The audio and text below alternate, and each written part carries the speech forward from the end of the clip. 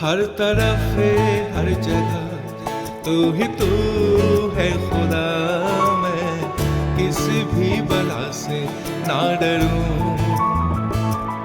तू जो रहे बड़े तू जो है साथिया।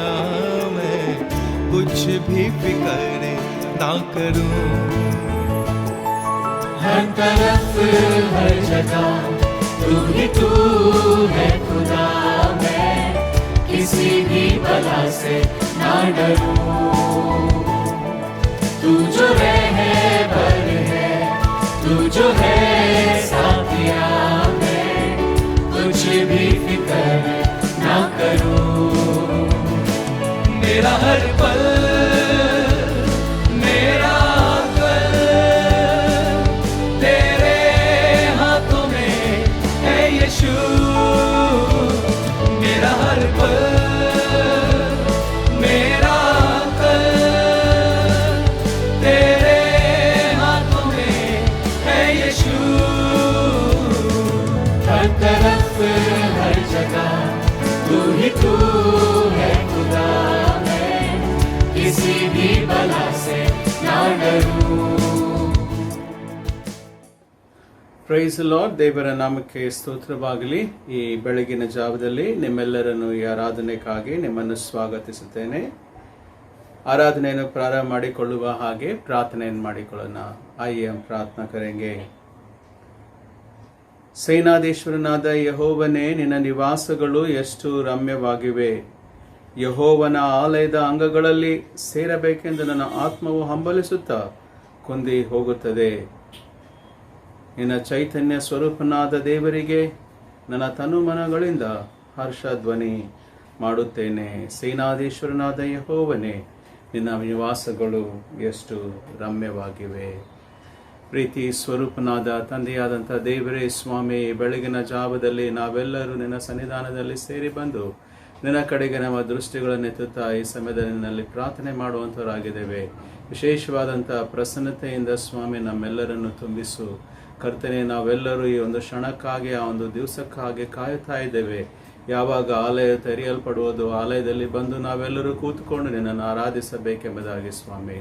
ಆದಾಗ್ಯೂ ಕರ್ತನೆ, ನಿನ್ನ ಕೃಪೆಯ ಮೂಲಕವಾಗಿ ನಮ್ಮೆಲ್ಲರಿಗೆ ಈ ಆನ್ಲೈನ್ನಲ್ಲಿ ನಮ್ಮ ಮನಸ್ಸುಗಳನ್ನು ನಾವು ಒಂದೇ ಕೂಡಿಸಿ ನಿನ್ನ ಕಡೆಗೆ ದೃಷ್ಟಿ ನೆಡುವಾಗ ನಿನ್ನ ವಿಶೇಷವಾದಂಥ ಕೃಪೆಯನ್ನು ನಮ್ಮೆಲ್ಲರ ಮೇಲೆ ನೀಡಿ ನಡೆಸು. ಈಗ ನಾವು ಪ್ರಾರ್ಥನೆ ಮಾಡುತ್ತಾ ಇದ್ದೇವೆ ನಮ್ಮ ಸಭೆಗಾಗಿ, ನಮ್ಮ ಸಭಿಕರಿಗಾಗಿ, ಸಭೆಯಲ್ಲಿ ಇರ್ತಕ್ಕಂಥ ಎಲ್ಲ ಕುಟುಂಬಗಳಿಗಾಗಿ ನಾವು ಪ್ರಾರ್ಥನೆ ಮಾಡುತ್ತಾ ಇದ್ದೇವೆ. ತಂದೆ ತಾಯಿಗಳನ್ನು ಆಶೀರ್ವದಿಸಪ್ಪ ಸ್ವಾಮಿ. ನಮಗಿರ್ತಕ್ಕಂಥ ಎಲ್ಲ ಚಿಂತೆ ಭಾರಗಳು ನಿನ್ನ ಬಲಂತ ದೇವರಾಗಿದೆ. ಅದನ್ನು ನೀನೇ ನಿನ್ನ ವಿಶೇಷವಾದಂಥ ಹಸ್ತದ ಮೂಲಕವಾಗಿ ಅದನ್ನು ದೂರ ಮಾಡು. ಯವನಸ್ಥ ಮಕ್ಕಳಿಗಾಗಿ ನಾವು ಪ್ರಾರ್ಥನೆ ಮಾಡುತ್ತಾ ಇದ್ದೇವೆ. ಪ್ರಿಯ ಮಕ್ಕಳನ್ನು ಆಶೀರ್ವದಿಸು. ಇನ್ನು ದಾರಿಯಲ್ಲಿ ಅವರನ್ನು ನಡೆಸಿಕೊಂಡು ಹೋಗಪ್ಪ ಸ್ವಾಮಿ. ಕಾಲೇಜ್ನಲ್ಲಿರುವಾಗ, ಕೆಲಸಗಳನ್ನು ಮಾಡುವಾಗ, ಇನ್ನು ಬೇರೆ ಬೇರೆ ಉದ್ಯೋಗಗಳನ್ನು ಮಾಡುವಾಗ ನೀನೇ ಅವರ ಮೇಲೆ ನಿನ್ನ ಹಸ್ತವನ್ನು ನೀಡು ಸ್ವಾಮಿ. ನಮ್ಮೆಲ್ಲರ ಮೆಥಡಿಸ್ಟ್ ಮೆನ್ಗಾಗಿಯೂ ಮತ್ತು WSCSಗಾಗಿ, ಸಂಡೇ ಸ್ಕೂಲ್ ಮಕ್ಕಳಿಗಾಗಿ, ಪ್ರತಿಯೊಬ್ಬರಿಗಾಗಿ ನಾವು ಪ್ರಾರ್ಥನೆ ಮಾಡುತ್ತಾ ಇದ್ದೇವೆ. ಈ ಸಮಯದಲ್ಲಿ ಎಲ್ಲರ ಮೇಲಿನ ಹಸ್ತವನ್ನು ಚಾಚಿ ಆಶೀರ್ವಾದ ತುಂಬಿಸಿ ನಡೆಸ್ಕೊಂಡು ಹೋಗು.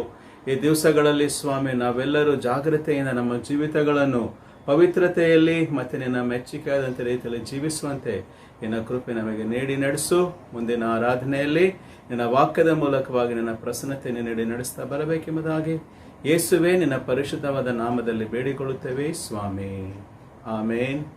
ಪರಲೋಕದಲ್ಲಿರುವ ನಮ್ಮ ತಂದೆಯೇ, ನಿನ್ನ ನಾಮವು ಪರಿಶುದ್ಧವೆಂದು ಎನಿಸಲ್ಪಡಲಿ. ನಿನ್ನ ರಾಜ್ಯವು ಬರಲಿ. ನಿನ್ನ ಚಿತ್ತವು ಪರಲೋಕದ ಪ್ರಕಾರ ಈ ಭೂಲೋಕದಲ್ಲಿ ನೆರವೇರಲಿ. ನಮ್ಮ ಅನುದಾಹ ನಮಗೆ ದಯಪಾಲಿಸಿಕೊಡು. ನಮಗೆ ತಪ್ಪು ಮಾಡುವುದವರಿಗೆ ನಾವು ಕ್ಷಮಿಸುವಂತೆ ನಮ್ಮ ತಪ್ಪುಗಳನ್ನು ನೀನು ಕ್ಷಮಿಸು. ನಮ್ಮನ್ನು ಶೋಧನೊಳಗೆ ಸೇರಿಸದೆ ಕೇಡಿಂದ ತಪ್ಪಿಸು. ಯಾಕಂದರೆ ರಾಜ್ಯವು, ಬಲವು, ಮಹಿಮೆಯು ಸದಾಕಾಲ ನಿನ್ನವೇ ಸ್ವಾಮಿ. ಆಮೇನ್. ಸತ್ಯವೇದದ ವಾಕ್ಯಕ್ಕಾಗಿ ಆರಿಸಿಕೊಂಡಿರ್ತಕ್ಕಂಥ ಭಾಗವು ಎಫೆಸದವರಿಗೆ ಬರೆದ ಪತ್ರಿಕೆ 4ನೇ ಸಂಧಿ 1ರಿಂದ 4 ವಚನಗಳನ್ನು ಓದಿಕೊಳ್ಳೋಣ. एफिसियों उसका 4 अध्याय 1 से लेकर 4 वचन. एफिशियंस 4:1-4. ನೀವು ದೇವರಿಂದ ಕರೆಯಲ್ಪಟ್ಟವರಾದ ಕಾರಣ ಯೋಗ್ಯರಾಗಿ ನಡೆದುಕೊಳ್ಳಬೇಕೆಂದು ಕರ್ತನ ಸೇವೆಯಲ್ಲಿ ಸೆರೆಯವನಾದ ನಾನು ನಿಮ್ಮನ್ನು ಪ್ರಬೋಧಿಸುತ್ತೇನೆ. ನೀವು ಪೂರ್ಣ ವಿನಯ ಸಾತ್ವಿಕತ್ವಗಳಿಂದ ದೀರ್ಘ ಶಾಂತಿಯಿಂದಲೂ ಕೂಡಿದವರಾಗಿ ಪ್ರೀತಿಯಿಂದ ಒಬ್ಬರನ್ನೊಬ್ಬರು ಸಹಿಸಿಕೊಳ್ಳಿರಿ. ಸಮಾಧಾನವೆಂಬ ಬಂಧನದಿಂದ ಕಟ್ಟಲ್ಪಟ್ಟಿದ್ದವರಾಗಿದ್ದು ಪವಿತ್ರಾತ್ಮನಿಂದ ಉಂಟಾಗುವ ಐಕ್ಯವನ್ನು ಕಾಪಾಡಿಕೊಳ್ಳೋದಕ್ಕೆ ಆಸಕ್ತರಾಗಿರ್ರಿ. ನೀವೆಲ್ಲರೂ ಒಂದೇ ದೇಹಕ್ಕೆ ಸೇರಿದವರು, ಒಬ್ಬನೇ ಆತ್ಮನನ್ನು ಹೊಂದಿದವರು ಎಂಬುವುದೇ ದೇವರ ಈ ವಾಕ್ಯಗಳನ್ನು ನಮ್ಮೆಲ್ಲರ ಆತ್ಮ ಲಾಭಕ್ಕಾಗಿ ಆಶೀರ್ವಾದವನ್ನು ನೀಡಲಿ.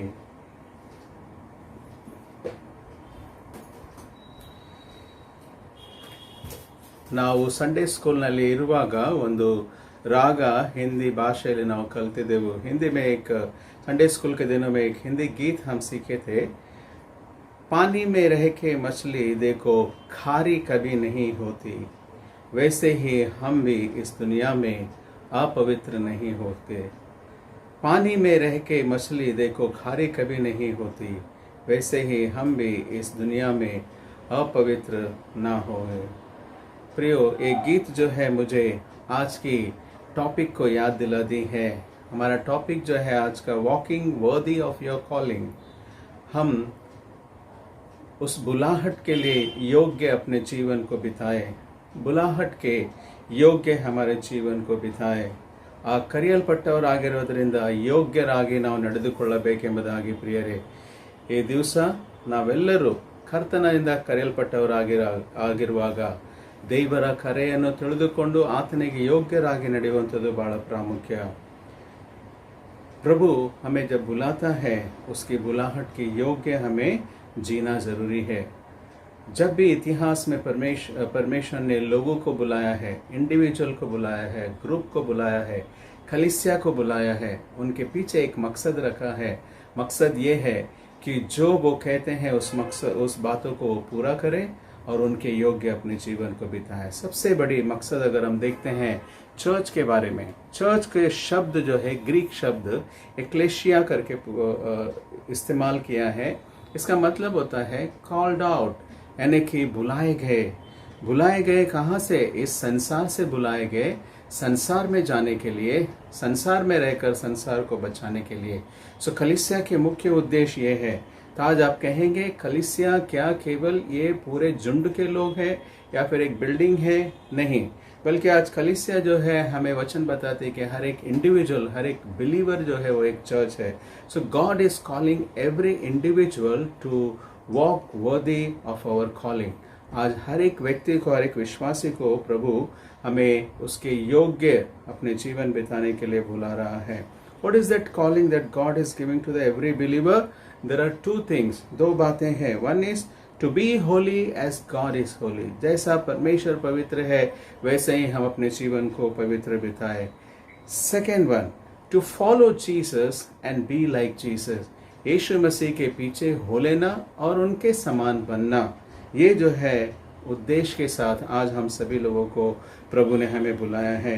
और इसी बात को याद रखते हुए पौलुस जो है एफेसिया की कलीसिया को इन बातों को लिखता है और ये याद दिलाता है कि देखो तुम अपनी बुलाहट को याद करते हुए उसके योग्य चाल चलो.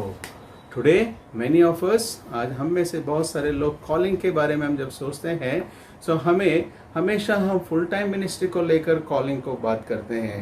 परमेश्वर ने उन्हें पासवान की कॉलिंग दी है, मिशनरी की कॉलिंग दी है, टीचर की कॉलिंग दी है, प्रॉफिट की कॉलिंग दे है. इस तरह से हम बात करते हैं. कॉलिंग जब कहा जाता है सिर्फ फुल टाइम सेवकाई के लिए नहीं, बल्कि परमेश्वर हमारे दैनिक जीवन में भी ये कॉलिंग के विषय में बातें कर रहा है. What is that calling? यही बात एफेसियों को लिखा हुआ पत्री में लिख रहा है. 4 अध्याय 1 से लेकर 3 वचन के अंदर कहता है what is that calling God is giving to every believer. हर एक विश्वासी के लिए कॉलिंग क्या दे रहा है? पहले 3 बातें, 3 हैं. पहली बातें, बी हम्बल एंड जेंटल. तुम जो है नम्र होकर, दीन होकर अपने जीवन को बिताओ. दूसरा ये कहता है be patient and bear with one another.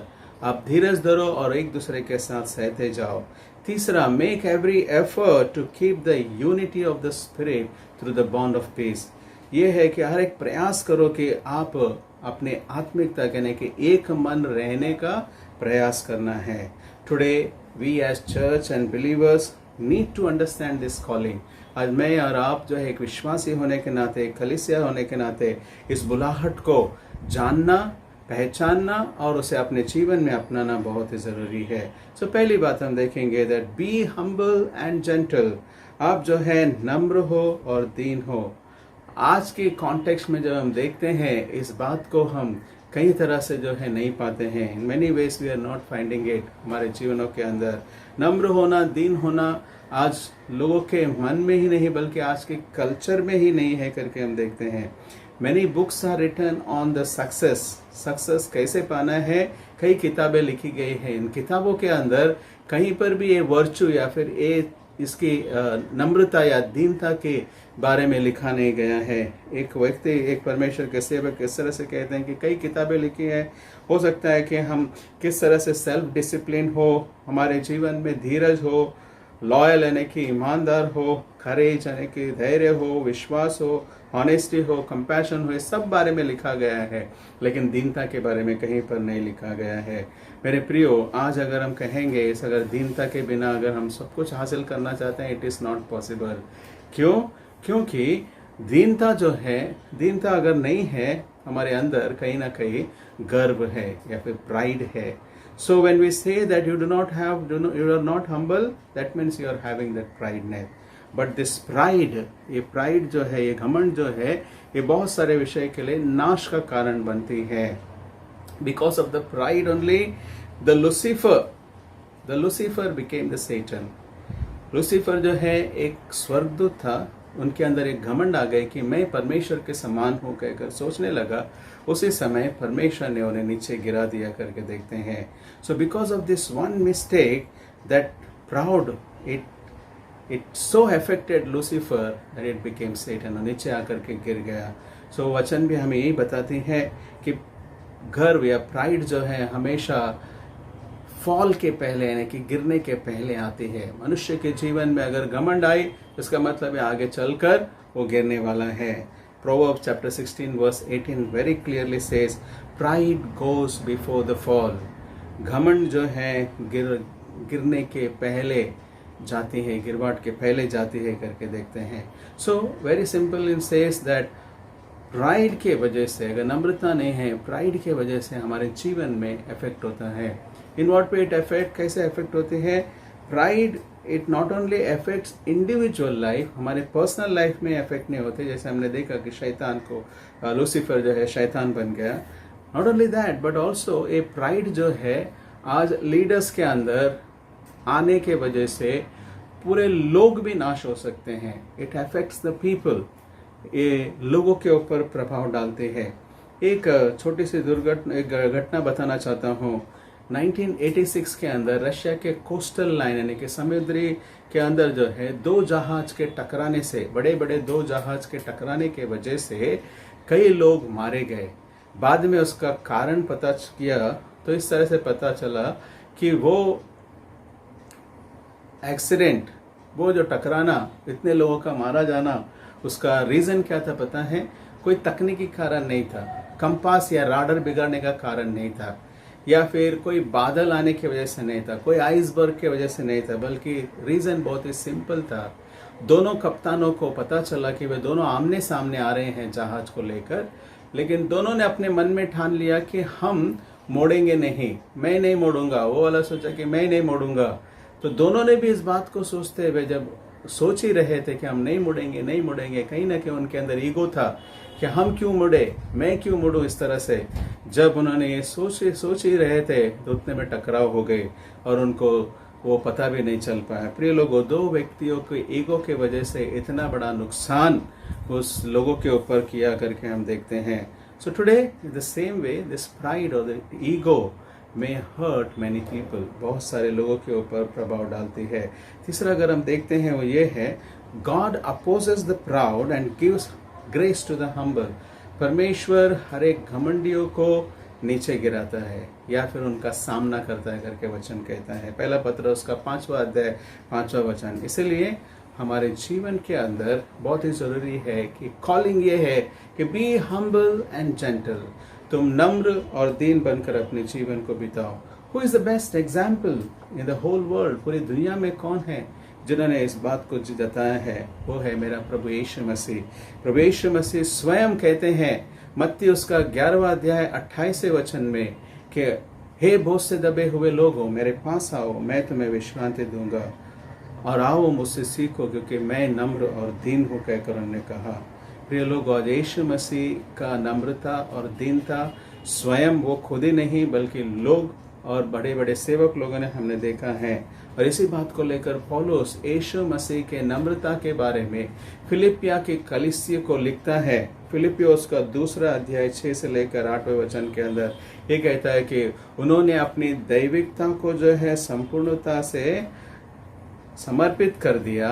He emptied himself, अपने आप को खालीपन कर लिया, शून्य बना लिया और मनुष्य का रूप धारण किया। इतना तक आज्ञाकारी रहा कि उन्होंने मृत्यु को भी सह लिया।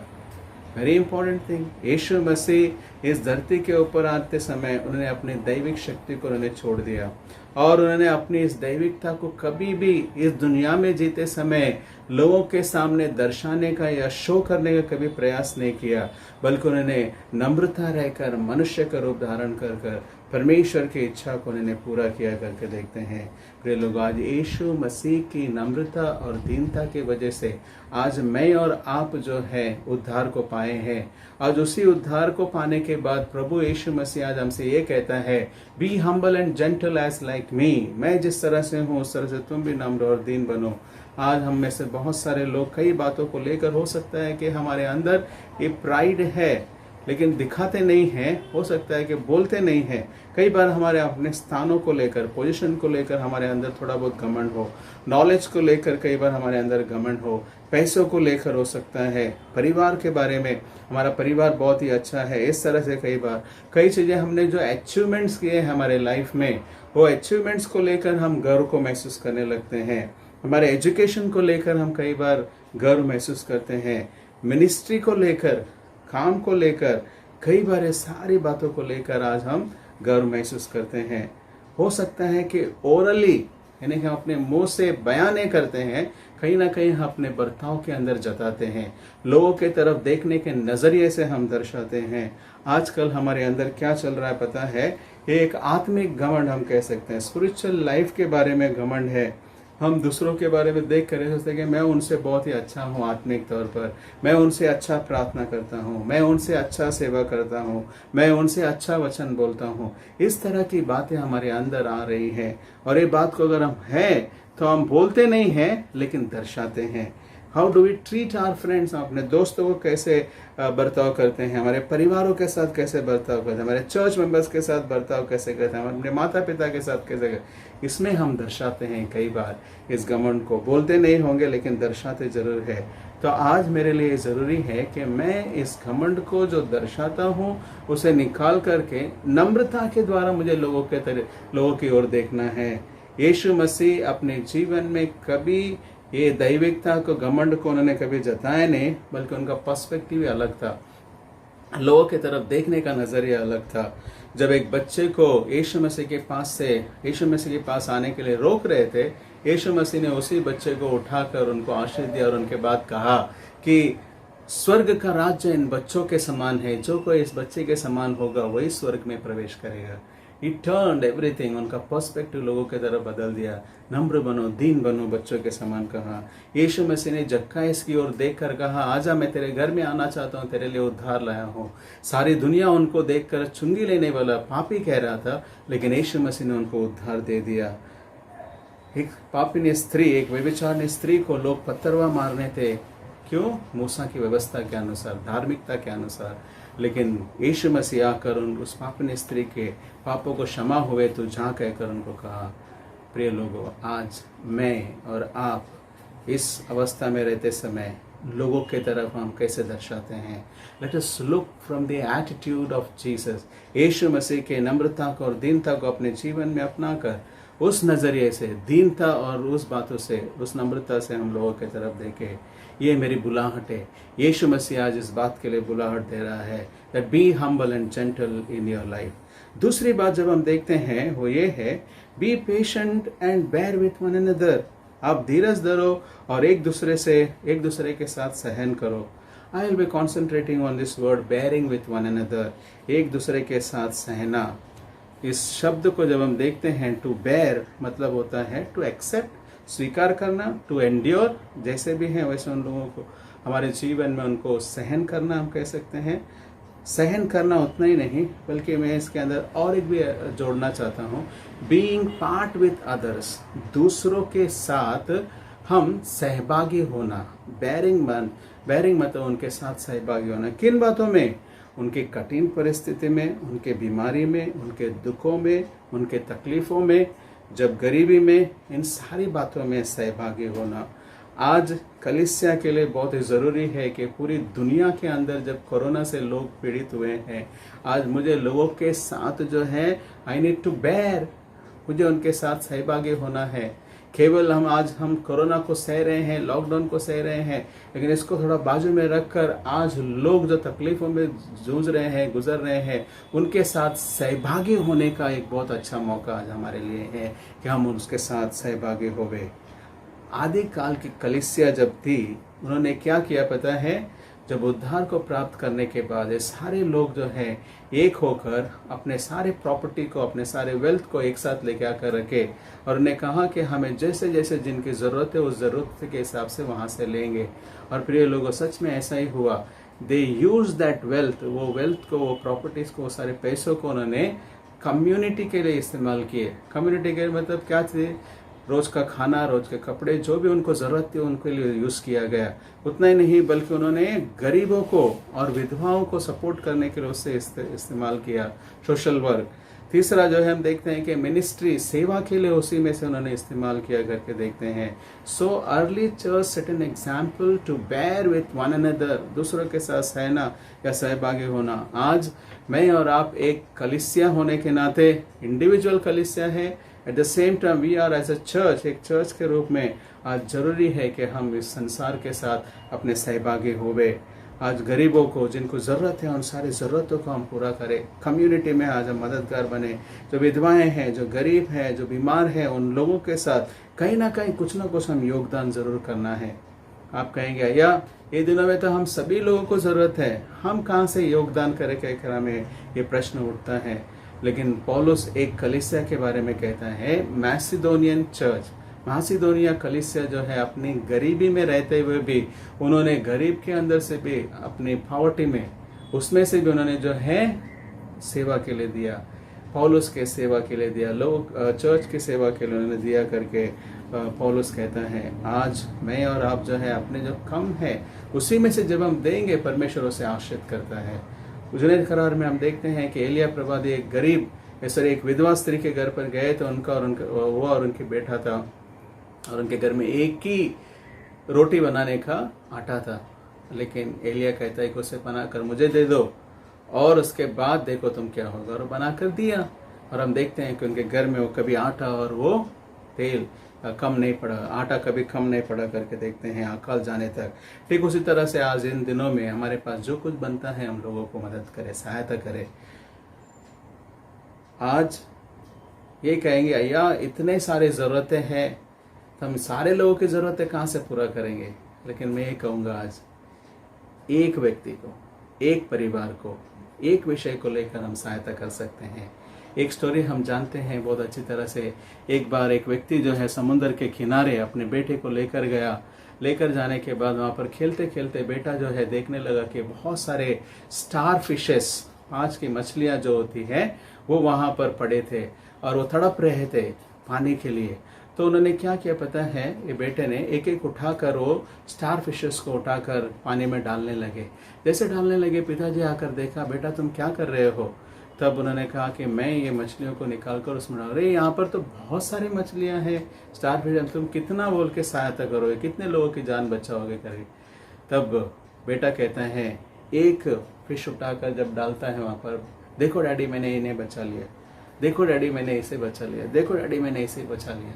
हो सकता है कि हम लाखों लोगों की मदद ना करें, हजारों की मदद ना करें, सैकड़ों में लोगों की मदद ना करें, एक को तो मदद कर सकते हैं, एक के लिए तो हम सहभागी हो सकते हैं। Let us find out one thing, क्या हम एक टाइम का खाना किसी को दे सकते हैं? क्या एक टाइम का राशन हम किसी को दे सकते हैं? क्या एक टाइम का एक स्टूडेंट का फीस हम कुछ किसी को दे सकते हैं, एक स्ट्रिप मेडिसिन हम किसी को मदद कर सकते हैं क्या? Let us find out. ये समय है कि हम सब एक कलीसिया होने के नाते आज सहभागी हो।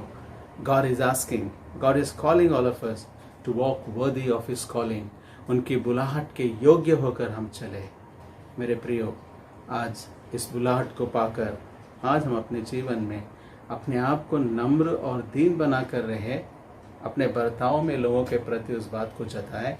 दूसरा, आज समाज के प्रति हम सहभागी होकर हमारे आस पड़ोस के लोग, हमारे विश्वासी भाई बंधु के लोग, उनके लिए कहीं ना कहीं हम आशीष का कारण या मदद का कारण बन जाए। May God bless us. परमेश्वर हमको आशीष दे। आइए हम प्रार्थना करें। ಪ್ರೀತಿ ಸ್ವರೂಪನಾದ ತಂದೆಯಾದಂಥ ದೇವರೇ, ಕೊಡಲ್ಪಟ್ಟಂಥ ನಿನ್ನ ವಾಕ್ಯಕ್ಕಾಗಿ ಸ್ತೋತ್ರ ಸ್ವಾಮಿ. ಈ ಸಮಯದ ನಿನ್ನ ಹತ್ರ ಬಂದಿದ್ದೇವೆ ಕರ್ತನೆ, ನಿನ್ನ ಕರೆಯನ್ನು ನಾವು ಕೇಳಿದ್ದೇವೆ. ನಿನ್ನ ಕರೆಯನ್ನು ಕೇಳಿ ಸ್ವಾಮಿ, ನಿನಗೆ ಯೋಗ್ಯರಾಗಿ ಬಾಳುವುದಕ್ಕಾಗಿ ನಿನ್ನ ಕೃಪೆ ನಮಗೆ ನೀಡಬೇಕೆಂಬುದಾಗಿ ಯೇಸುವಿನ ನಾಮದಲ್ಲಿ ಬೇಡಿಕೊಳ್ಳುತ್ತೇವೆ ಸ್ವಾಮಿ. ಆಮೇಲೆ ಸಭಿಕರಿಗೆ ತಿಳಿಸುವಂಥ ಪ್ರಕಟಣೆಗಳು. ನಮ್ಮದು ಭಾನುವಾರದ ಆರಾಧನೆ ಪ್ರತಿ ಭಾನುವಾರ ಬೆಳಗ್ಗೆ 11 ಗಂಟೆಗೆ ಯೂಟ್ಯೂಬ್ ಲೈವ್ ಮೂಲಕವಾಗಿ ನಡೆಸಲ್ಪಡುತ್ತದೆ. ಮತ್ತು ಬುಧವಾರದ ದಿವಸ 8 ಗಂಟೆಗೆ ಫೇಸ್ಬುಕ್ ಲೈವ್ ಮೂಲಕವಾಗಿ ನಮ್ಮ ಯೌವನಸ್ಥರ ಮೂಲಕವಾಗಿ ನಡೆಸಲ್ಪಡುವಂಥದ್ದಾಗಿದೆ. MYF ಮತ್ತು TCF ಕೂಟ ಪ್ರತಿ ಭಾನುವಾರ ಸಾಯಂಕಾಲ 6 ಗಂಟೆಗೆ ನಡೆಸಲ್ಪಡುತ್ತದೆ. ಆದ್ದರಿಂದ ಎಲ್ಲ ಯೌವನಸ್ಥ ಮಕ್ಕಳು ಇದರಲ್ಲಿ ಭಾಗವಹಿಸಬೇಕೆಂಬುದಾಗಿ ನಿಮ್ಮನ್ನು ಕೇಳಿಕೊಳ್ಳುವಂಥವನಾಗಿದ್ದೇನೆ. ಲಾಕ್ಡೌನ್ ಇನ್ನೂ ಹೆಚ್ಚಾಗಲ್ಪಟ್ಟುಂಟು. ಆದ್ದರಿಂದ ನಮ್ಮ ಆರಾಧನೆಗಳು ಇನ್ನೂ ಪ್ರಾರಂಭಿಸುವುದಿಲ್ಲ. ಆದರೆ ದಯಮಾಡಿ ನೀವು ನಿಮ್ಮನ್ನು ಸುರಕ್ಷಿತವಾಗಿ ಇಟ್ಕೊಳ್ಳ್ರಿ. ಮತ್ತು ಈ ಲಾಕ್ಡೌನ್ ತೆರೆಯುವ ಹಾಗೆ ಕೊರೋನಾ ಮುಕ್ತ ಆಗುವಂತೆ ದೇವರಲ್ಲಿ ನಾವು ಪ್ರಾರ್ಥನೆಯನ್ನು ಮಾಡಿಕೊಳ್ಳೋಣ. ಪ್ರೀತಿ ಸ್ವರೂಪನಾದ ತಂದೆಯಾದಂಥ ದೇವರೇ, ಕೊಡಲ್ಪಟ್ಟಂಥ ನಿನ್ನ ವಾಕ್ಯಕ್ಕಾಗಿ ಸ್ತೋತ್ರವನ್ನು ಹೇಳಿ ನಿನ್ನ ಕರೆಯನ್ನು ನಾವು ಕೇಳಿದ್ದೇವೆ. ನಿನ್ನ ಕರೆಗೆ ಅನುಸಾರವಾಗಿ ನಮ್ಮ ಜೀವಿತಗಳನ್ನು ಜೀವಿಸುವಂತೆ ನಿನ್ನ ಸಹಾಯ ನಮಗೆ ನೀಡಿ ನಡೆಸ್ತಾ ಬರಬೇಕೆಂಬುದಾಗಿ ಯೇಸುವೆ ನಿನ್ನ ಪರಿಶುದ್ಧವಾದ ನಾಮದಲ್ಲಿ ಬೇಡಿಕೊಳ್ಳುತ್ತೇವೆ ಸ್ವಾಮಿ. ಆಮೇನ್. ಹೇ ದಿವ್ಯವಾದ ಪ್ರೀತಿಗೆ ನ ಬದಲೇನು ಕೊಡುವೆ, ಸಂಪತ್ತು ಪ್ರಾಣಾಯಾವರ್ತು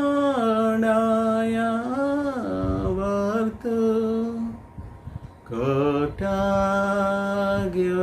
ಏನು ಸಾಲದು.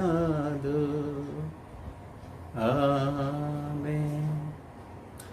ಈಗಲೂ ನಮ್ಮ ಕರ್ತನಾದಂಥ ಯೇಸು ಕ್ರಿಸ್ತನ ಕೃಪೆಯು, ತಂದೆಯಾದ ದೇವರ ಪ್ರೀತಿಯು, ಪರಿಶುದ್ಧ ಆತ್ಮನಂತೆ ಸಹವಾಸವು ನಮ್ಮೆಲ್ಲರಲ್ಲಿ ಇಂದಿಗನೆಂದಿಗೂ ಸದಾ ಕಾಲವು ನಮ್ಮ ಜೀವಿತದಲ್ಲಿ ಆತನ ಕರೆಯನ್ನು ಪಡೆದು ಆತನಿಗೆ ಯೋಗ್ಯರಾಗಿ ಬಾಳುವುದಕ್ಕಾಗಿ ನೆಲೆಯಾಗಿರಲಿ ಸ್ವಾಮಿ. Amen. Praise the Lord. God bless you all. ದೇವರು ನಿಮ್ಮೆಲ್ಲರನ್ನು ಆಶೀರ್ವದಿಸಲಿ. ಆಮೇನ್.